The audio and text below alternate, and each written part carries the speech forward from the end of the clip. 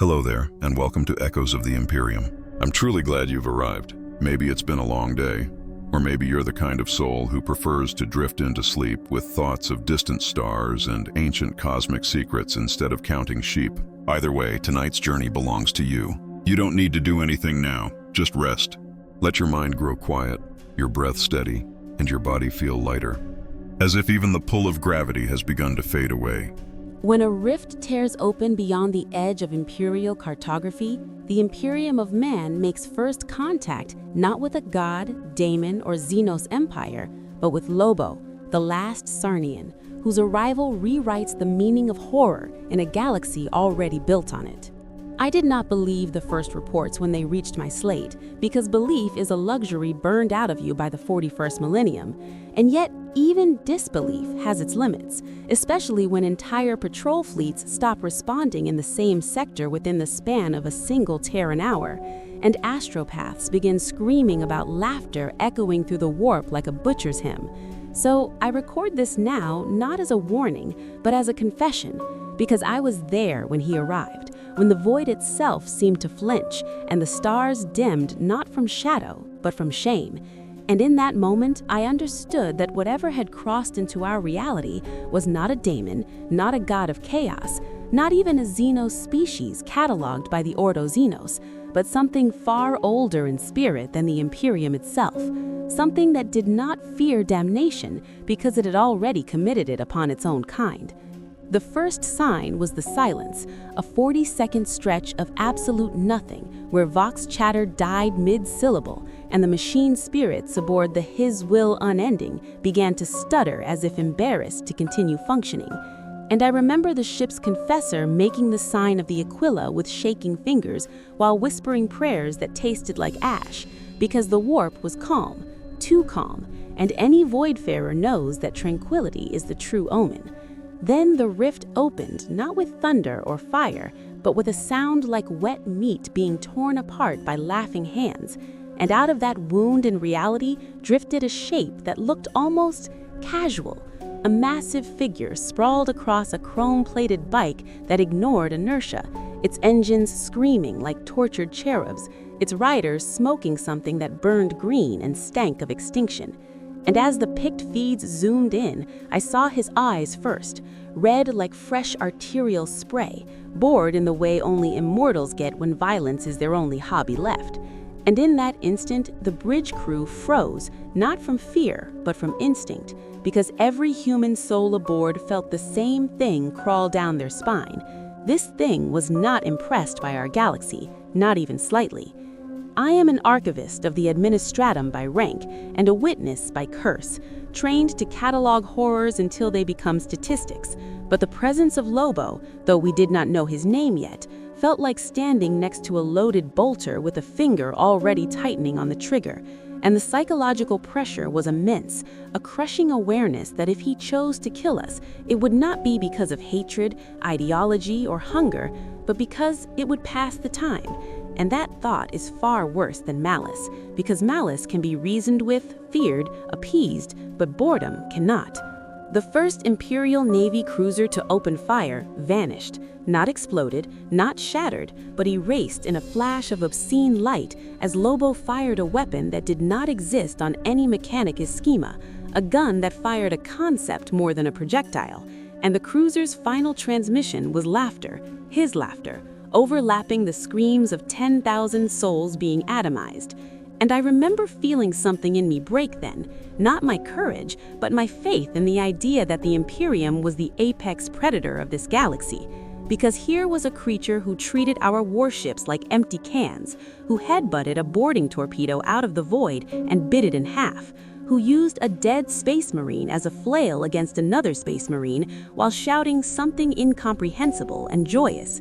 And as Astarte's blood froze into crimson crystals drifting through space, I realized the most terrifying truth of all. The warp did not like him. The daemons recoiled. The immaterium bent away as if disgusted, because Lobo was not empowered by chaos. He was independent of it, a walking violation of every metaphysical rule the galaxy clung to. and as the ship shook under impacts that should have cored us, my inner monologue dissolved into a childlike plea that felt heretical even to think. Emperor, preserve us, for even hell does not want him. And then he spoke, his voice carried through open vox channels he had no right to access, thick with alien accent and cosmic contempt, mocking our prayers, our skulls, our banners, calling our endless war cute. And when an inquisitor attempted to invoke exterminatus protocols, Lobo laughed harder, because extermination was his hobby, genocide his autobiography. And as he ripped through the fleet, carving sigils into hulls with his bare hands just to see what would happen, I felt the horror settle into something colder and more personal. This was not a battle, not an invasion, not even a massacre. This was a tourist passing through a slaughterhouse, amused by the decor. And somewhere deep in my mind, a terrible question formed, one that no loyal servant of the Imperium should ever ask. What happens when something worse than the gods notices us? Because as the last of our escort ships burned, and the void reflected the grinning face of a being who had murdered his entire species for fun, I understood that the galaxy had just gotten smaller, meaner, and far more honest, and that this story, if it survives, will not be remembered as the day Lobo arrived, but as the day we learned that even in an eternal war, there are still monsters who fight for no reason at all. After the fleet died, after the void was littered with drifting reliquaries and frozen corpses, there was a terrible pause, the kind that stretches for nearly a minute, yet feels eternal. And in that silence, I realized I was still alive only because he had forgotten about us.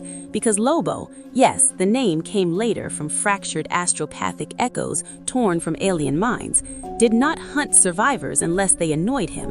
And that truth gnawed at me more viciously than fear ever could. Because survival by irrelevance strips a man of dignity. And as our crippled ship limped into the shadow of a dead moon, I began recording again, my voice steady only because shock had burned away emotion, describing how the warp itself seemed to shudder behind us, its currents disturbed, as if something toxic had been poured into an ocean of madness. And I am no psyker, but even I could feel the immaterium recoil like a wounded animal, because Lobo did not belong to it, did not draw power from it, did not bargain with it, and that made him an existential insult to every daemon and god that fed upon belief in suffering.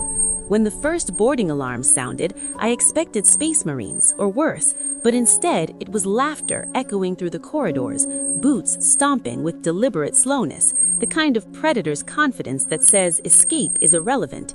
And when he tore through the bulkhead like parchment, metal curling around his fingers as if ashamed of its own resistance, I saw him fully for the first time, towering and grotesquely alive, muscles corded like overworked servitors, scars etched across his body like trophies rather than wounds, each one a memory of a species or world that had failed to kill him. And the psychological horror was not his violence, but his curiosity, the way he leaned close to a whimpering rating and asked what year it was, then laughed when told, because 10,000 years of stagnation amused him more than any atrocity we could offer. I remember thinking of the Astartes, of their hypno-indoctrinated reminders that they were transhuman angels, and how small that myth felt now, because Lobo fought them later, not here, but I would hear the stories. And he did not see angels, only chew toys with better armor. And as he stalked our halls, he hummed, an off-key melody that vibrated through my bones, and I felt something inside me fracture again, because this was not a raid or a purge, but a man wandering through a museum of suffering, commenting on exhibits.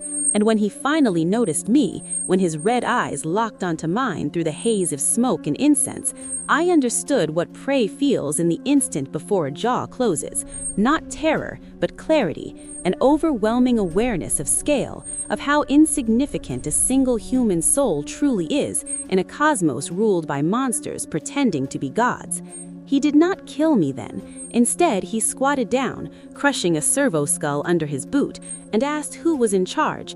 And when I told him the truth, that the Emperor ruled us all, his laughter shook the deck plates, because he had killed emperors before, gods too, and none of them had impressed him. And in that moment, the Warhammer universe cracked open in my mind, because our endless war, our heresies and crusades, our carefully catalogued horrors meant nothing to a being who treated genocide as a punchline. And when a surviving commissar raised a bolt pistol in a final act of faith, Lobo let him fire, let the shells detonate against his chest like firecrackers, then flicked the man's head clean off his shoulders with a finger, bored, disappointed, and that casual dismissal of everything the Imperium teaches as sacred hurt more than any physical wound, because it suggested that our beliefs were provincial, small, laughable in a multiverse of greater nightmares. As he left, dragging something heavy, later identified as ship's plasma core, he spoke again, almost kindly, saying he might come back if things got interesting. And when he vanished in a burst of obscene light, leaving us alive amid ruin, I collapsed, not from relief, but from despair, because the horror was no longer abstract, no longer confined to battlefields and codices. It had a personality now, a sense of humor, and worst of all, free will. And as I sit here recording this chapter for archives that may never be read, I feel the weight of inevitability pressing down on me. Because if Lobo remains in our galaxy, then every war, every sacrifice, every prayer to the Emperor becomes a background noise to a far greater joke. And I do not know which is worse, that he will eventually grow bored and leave, or that one day he will decide to stay. The Inquisition came for me 3 days later, though days is a meaningless measure when terror stretches time thin. And I knew they would, because survival in the Imperium is suspicious by definition, and surviving him bordered on heresy. So when the black ships arrived and their interrogators wrapped me in hexagrammic wards, I felt no relief, only the slow dread of realizing that my testimony would force mankind to acknowledge something it was never meant to face. Because the Ordo Malleus wanted demons, the Ordo Xenos wanted species, the Ordo Hereticus wanted traitors, and Lobo was none of these, and thus all of them at once. They wired my skull into a psi-lictorium and made me relive the encounter second by second, amplifying memory until pain became a language. And as sanctioned psychers dipped into my thoughts, they recoiled, bleeding from the nose. Because where the warp should have echoed with resonance, there was interference, static, a psychic absence shaped like a man. And that absence terrified them more than any demon prince ever could. Because chaos depends on reaction, on desire, on fear, on worship, and Lobo did not care enough to feed it, did not hate the gods, did not fear them, did not bargain, and that indifference made him an anomaly that broke every metaphysical assumption the Imperium relied upon. The High Inquisitor whispered a word I had only seen in sealed archives: ontological weapon, and for the first time I realized the scope of the horror, that Lobo was not merely dangerous, but destabilizing, because his presence alone undermined the spiritual ecosystem of the galaxy. And proof came soon after, when reports flooded in of warp storms collapsing near his last known trajectory, demons refusing summons, possessed screaming and clawing at their own flesh as if something had insulted them on a cosmic level. And I listened as one bound demon, dragged screaming into a containment circle, was asked about him and responded not with threats, but panic, shrieking that the laughing one had beaten a bloodthirster unconscious with its own axe, and then asked if that was all Khorne could afford. And the chamber fell silent, because mockery is poison to gods who feed on reverence. Chaos attempted retaliation, of course it did, for pride is its only constant, and somewhere beyond real space a trap was laid, a convergence of warp predators, demonic legions, and corrupted champions meant to drown him in raw unreality. And I was forced to witness the aftermath through fractured visions stolen from dying psychers, images burned into my mind forever. Lobo standing knee-deep in impossible matter, laughing as the laws of physics screamed, using a bound demon as a flail against another, biting chunks out of a keeper of secrets while complaining about the taste. And worst of all, surviving. Because survival is his defining trait.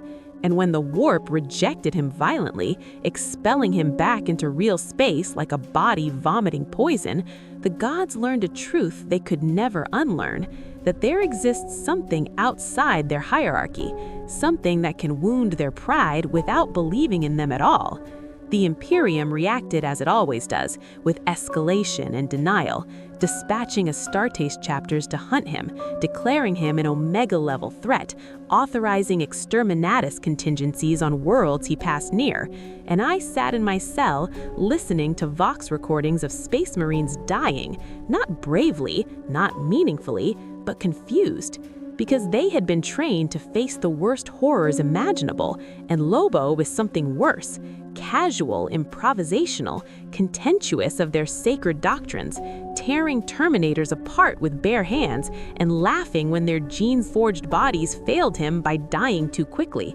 And in my quieter moments, I realized the true psychological damage was not the loss of life, but the loss of narrative. Because the Imperium survives by telling itself stories of duty, sacrifice, destiny, and Lobo did not fit into any of them, turning heroes into slapstick, martyrdom into inconvenience. And as I watched the Inquisition argue about whether he could be contained, weaponized, or appeased, I understood the futility of all three. Because Lobo is not a force to be directed, but a storm of personality, a being who murdered his own species because they annoyed him. And as the galaxy began to subtly bend around his trajectory, wars delayed, crusades rerouted, chaos cults collapsing into nihilistic despair, I felt the cold certainty settle into my bones that this was no invasion story, but an infection narrative. Because his presence was teaching the universe a dangerous idea, that even eternal war can be meaningless. And that thought, more than any bolter or blade, is what will rot the Imperium from within if he is not stopped. And yet, in my darkest honesty, I must record the thought I dare not speak aloud, the one that visits me every night as I replay his laughter in my skull. What if he cannot be stopped? Not because he is too strong, but because the galaxy itself cannot agree on why it should try. The first dream came from Terra, or perhaps it came to Terra, because the Astromanicon flickered for exactly 43 seconds and every navigator screamed as one. And in that window of screaming light, I saw what the Emperor saw, not with my eyes, but with something older and more terrified. A sensation like standing before a locked door you suddenly realize can be opened from the outside. And when the Inquisition dragged me back into the Psi-Corps to verify the event, their hands shook despite years of indoctrinated discipline. Because the Emperor, enthroned, fractured, sustained by 1,000 daily sacrifices, had reacted, not with command or wrath, but with something far more disturbing, attention. I am not permitted to describe what the master of mankind thinks, but I can describe the absence that rippled through the warp when his focus shifted. Because where his presence normally burns like a lighthouse of agony and will, there was hesitation, a fractional pause that sent shockwaves through every astropathic coir in the segmentum solar. And that pause coincided perfectly with Lobo's trajectory angling inward, towards the core worlds, towards the mythic heart of the Imperium. And in that convergence of data and dread, I understood the true horror unfolding. Because the Emperor was not afraid in the way mortals understand fear, but he was calculating. And calculation implies uncertainty, and uncertainty is a crack through which the end of empires seeps. The Adeptus Custodes sealed entire wings of the Imperial Palace, relics were moved, contingency protocols older than the heresy were whispered aloud for the first time in millennia, and I listened to a Voxcast from a navigator house on Luna, where a woman clawed her own eyes out while screaming that the laughing star is coming and even the corpse god is squinting. And that phrase spread like a mimetic virus before it was scrubbed from records, but not before it infected my thoughts permanently. Reports followed of dormant Primarch gene-reactive relics responding without activation commands, blades humming, armor locking itself open as if awaiting a wearer who would never return, and one apothecary wept openly as he admitted that Gulamin's resurrection protocols had flared and then gone dark again, as though something had passed close enough to make even a Primarch's legacy hesitate. And I realized then that Lobo's presence was not merely destructive, but disruptive to destiny itself, because Warhammer's universe survives on inevitability, the long war, the return of heroes, the slow march towards apocalypse, and Lobo was a force that did not care for prophecy, did not bend to fate, and thus threatened the narrative spine of reality. Psychologically, this knowledge hollowed me out, because if the Emperor could not categorically dismiss him as irrelevant or annihilate him as a threat, then the Imperium's last metaphysical certainty was compromised, and I began to feel the terror not as panic, but as erosion, the slow grinding away of meaning, as if centuries of faith were being sandblasted down to raw doubt. The most heretical transmission I ever heard came next, intercepted from a sealed custodes channel and immediately classified Omega Null, but not before I listened to it twice. A discussion not of how to destroy Lobo, but of whether confrontation itself might escalate something best left uninterested, because provoking boredom into curiosity might be the single worst mistake imaginable. And that thought, that the Imperium's survival strategy might be to avoid being noticed, felt like a spiritual death sentence, because mankind was built on defiance, on screaming into the dark and daring it to answer, and now the dark had answered with laughter. Lobo did not attack Terra then, and that restraint was more horrifying than invasion, because restraint implies choice, and choice implies priorities.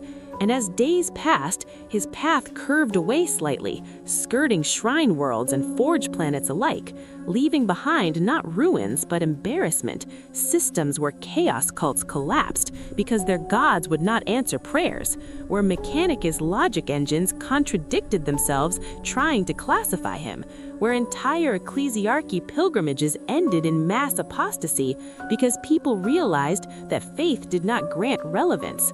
And through it all, his laughter echoed intermittently through the warp like a reminder tap on the glass of reality. In my isolation chamber, I began to The decision was made without ceremony because the Imperium rarely dramatizes its own desperation. And when it does, it hides it behind layers of sacred language and sealed sigils.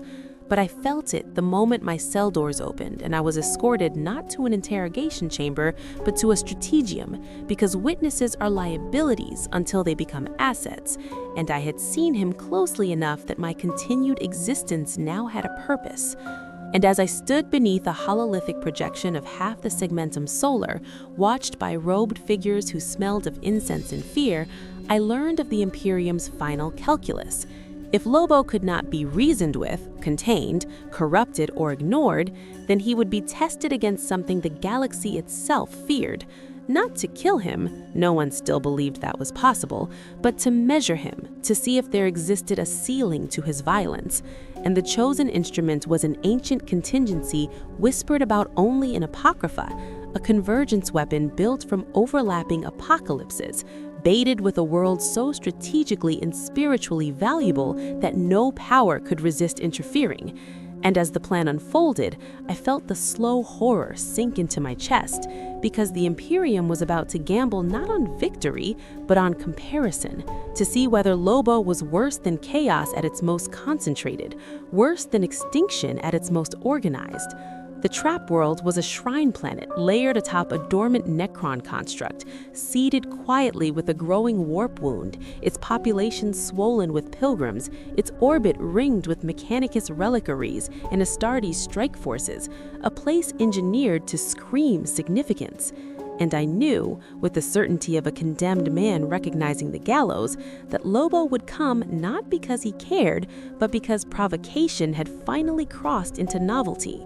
The first sign of his arrival was not destruction, but acceleration, the warp storm intensifying unnaturally fast, demonic incursions overlapping with Necron tombs awakening, reality tearing itself open like overcooked flesh. And when Lobo tore through the atmosphere on his infernal bike, laughing at the chaos beneath him, I realized the Imperium had succeeded in exactly the wrong way, because he was interested now, and interest is far deadlier than anger. I was forced to observe through a relay sanctum as everything the galaxy could throw at him collided in one place. Bloodthirsters and greater demons roaring into existence only to be used as improvised weapons. Necron pylons firing reality-shearing beams that bored holes through continents and still failed to slow him. Space Marine chapters dying by the thousand in battles that would have been legendary had they not been so absurdly one-sided. And through it all, Lobo moved like a natural disaster with a personality, adapting, improvising, complaining loudly when things didn't explode the way he expected. And the psychological horror crystallized when I realized that the Imperium was no longer a participant in this event, but a backdrop, because the real confrontation was between Lobo and the idea of apocalyptic power itself, and Apocalypse was losing. The Shrine world cracked apart under layered cataclysms, its billions screaming prayers that fed nothing, its relics shattering, its Necron core detonating in a burst meant to sterilize systems. And at the heart of it all stood Lobo, charred, bleeding, missing chunks of flesh that regenerated as he watched, laughing harder than ever, because this had been worth his time. And when the final contingency triggered, when the Imperium unleashed a weapon designed to erase causality in a localized sphere, to turn the last hour of existence into a closed loop of annihilation, I felt a sick, fleeting hope rise in me, because even legends must bow to paradox.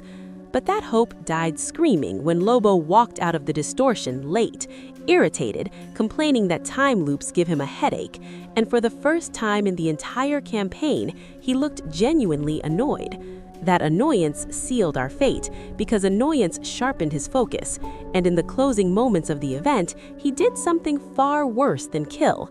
He finished it, collapsing warp, Necron tech, and Imperial firepower into a single exhausted ruin, then broadcasting a message across every open channel, a simple declaration delivered with bored contempt. That all you got?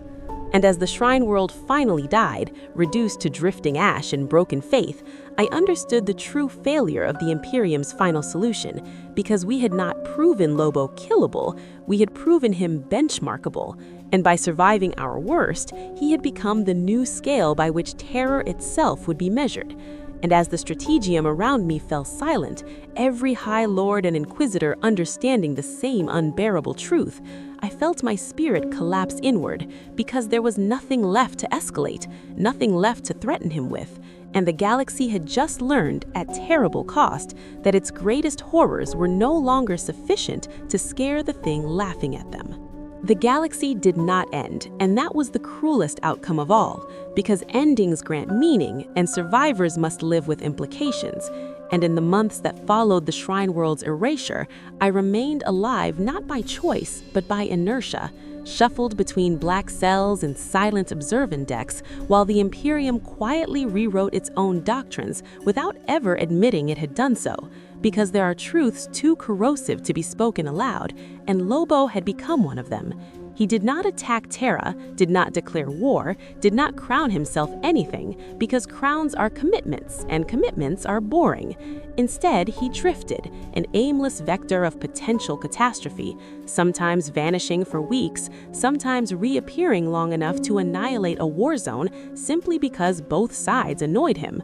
And the psychological horror settled not in spikes, but in a constant pressure, a low hum beneath reality like tinnitus of the soul, because every sector commander, every inquisitor, every demon prince now fought with the knowledge that escalation had a ceiling, and that ceiling had a name and a laugh. Chaos adapted poorly because chaos requires passion and certainty, and Lobo inspired neither, only nihilistic embarrassment. Cult activity declined in regions he passed through, not because he destroyed them, but because their gods felt smaller afterward. And I heard recordings of word-bearers screaming prayers into the void that went unanswered, of sorcerers realizing too late that belief loses potency when the universe demonstrates it can be mocked. And in one particularly forbidden transcript, a demon confessed that the gods now argued about him, not how to destroy him, but whether acknowledging him at all would make things worse. And that confession was sealed because it implied something unthinkable, that the warp itself could be intimidated. The Imperium's response was quieter, subtler, more tragic, a slow pivot from conquest toward conservation, fewer crusades launched, more borders fortified, doctrines updated to include a concept that made my hands shake when I first read it: strategic irrelevance, the idea that survival might depend not on victory, but on being uninteresting to something worse than extinction. And that philosophy bled downward into the population as rumor and dread. Pilgrimages dwindled, sermons grew hollow, and I saw the ecclesiastici struggle not with heresy, but with apathy. Because how do you promise salvation in a universe where even damnation can be laughed at? Lobo himself became a myth without shape, sightings contradictory and absurd. One report claiming he arm-wrestled an orc war boss for a planet and won, another insisting he drank from a bioship until it collapsed. Stories so ridiculous they would have been dismissed as cope, if not for the corroborating absence left behind, the quiet where fleets should have been, the way entire conflicts simply stopped, as if embarrassed to continue. The Galaxy Emperor remained silent, more distant than ever, his light steady but no longer unquestioned. And I think that is when the deepest emotional wound set in for me, because faith, even false faith, provides orientation. And now orientation was gone, replaced with contingency and caution. And I realized that Lobo had not conquered the Imperium in any traditional sense, but had wounded its self-image, teaching it that there are things beyond its myths, beyond its long war, even beyond its gods, and that knowledge cannot be unlearned. My final encounter with him came without warning, on a nameless observation platform orbiting a dead star, where I had been sent to archive the last of the Shrine World data. And when the deck vibrated with familiar laughter, I did not scream or run because fear felt performative by then. And when he appeared, leaning against a viewport, smoking and watching the void like a man bored at a bar, I understood something terrible and intimate, that to him, all of this had been a vacation, a change of scenery, and that realization hurt more than any threat, because it reduced our suffering to set dressing. He did not threaten me, did not mock me, only glanced sideways and said the galaxy had good vibes, bad management, then asked if there was anything new around here, and when I could not answer, because novelty is a scarce resource in a stagnant empire, he shrugged, mounted his bike, and tore a hole in reality without ceremony, leaving behind only the echo of his engine and the understanding that he could return at any time, for any reason or none. I finished my recording after that, sealing it in layers of classification I know will not hold forever, because stories leak, especially the dangerous ones. And as I conclude this account, I feel neither hope nor despair, but a cold, exhausted clarity, because the Imperium will endure, it always does, but it will do so knowing that it is no longer the apex horror of its own universe, that somewhere beyond the edge of maps exists a being who can shatter fleets, insult gods, ignore emperors.